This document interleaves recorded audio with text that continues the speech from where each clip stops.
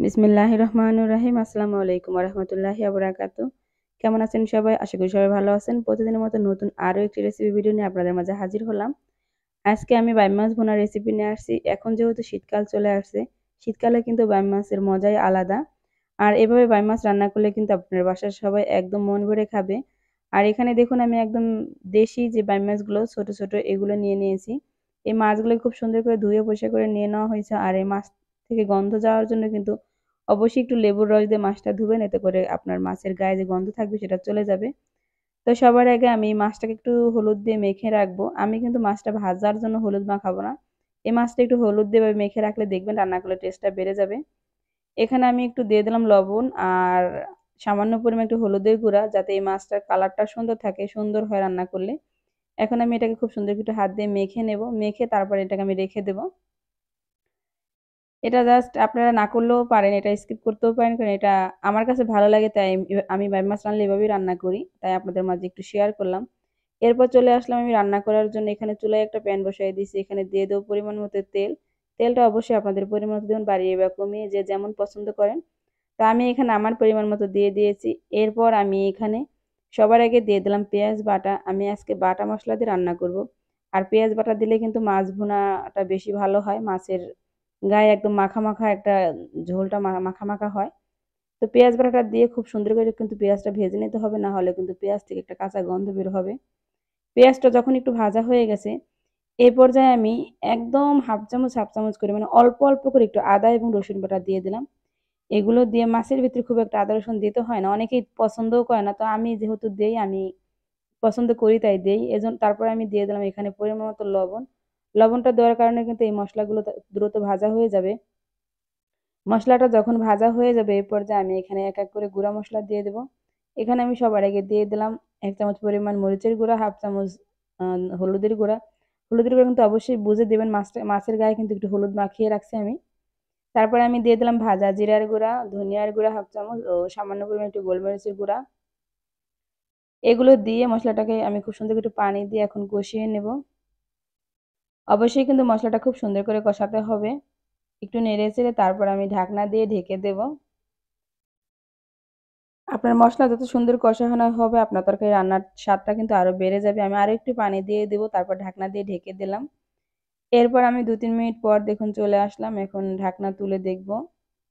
দেখুন আমার পানিটা প্রায় শুকিয়ে আসছে। এখন আমি একটা টমেটো এখানে দিয়ে দিলাম। টমেটোটাকে একটু কেটে, কেটে তারপরে এখানে দিয়ে দিলাম।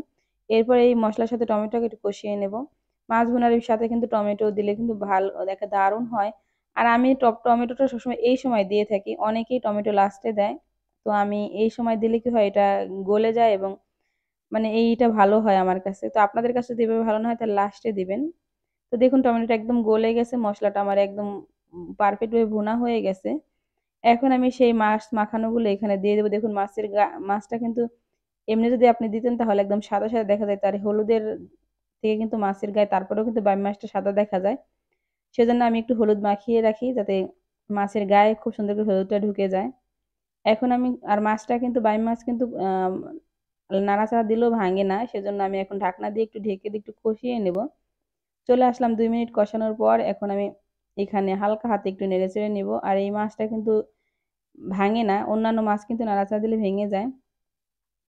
আর আমরা কিন্তু বাইম মাছ ভেজে রান্না করি না। আপনারা যদি ভেজে রান্না করেন তাহলে রান্না করতে পারেন। আমি বাইম মাছ রান্না করলে এভাবে ভুনাই করি।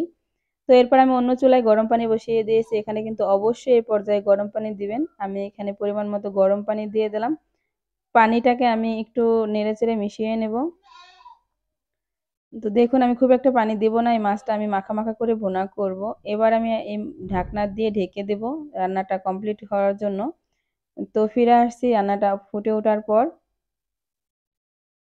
তো দেখুন আমার প্রায় ঝোলটা ফুটে উঠেছে। এখন আমি এখানে একটু নেড়েচেড়ে এই পর্যায়ে কিন্তু অবশ্যই লবণটা টেস্ট করবেন। আর লবণটা টেস্ট করে দেখবেন বেশি কম হলে একটু দিয়ে দিবেন। আর এখানে আমি দিয়ে দিলাম ৪-৫ টা কাঁচামরিচ।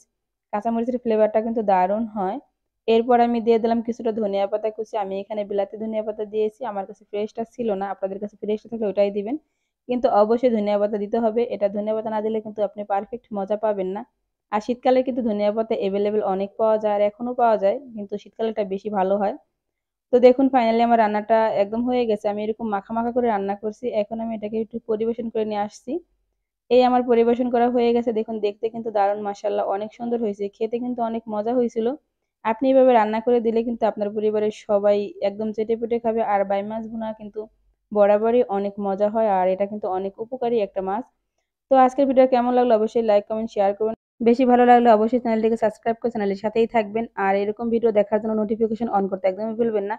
ফেসবুক থেকে দেখেছেন তারা অবশ্যই ফেসবুককে লাইক, কমেন্ট, শেয়ার করে যাবেন। তো সবাই ভালো থাকবেন, সুস্থ থাকবেন। আসসালামু আলাইকুম ওয়া রাহমাতুল্লাহি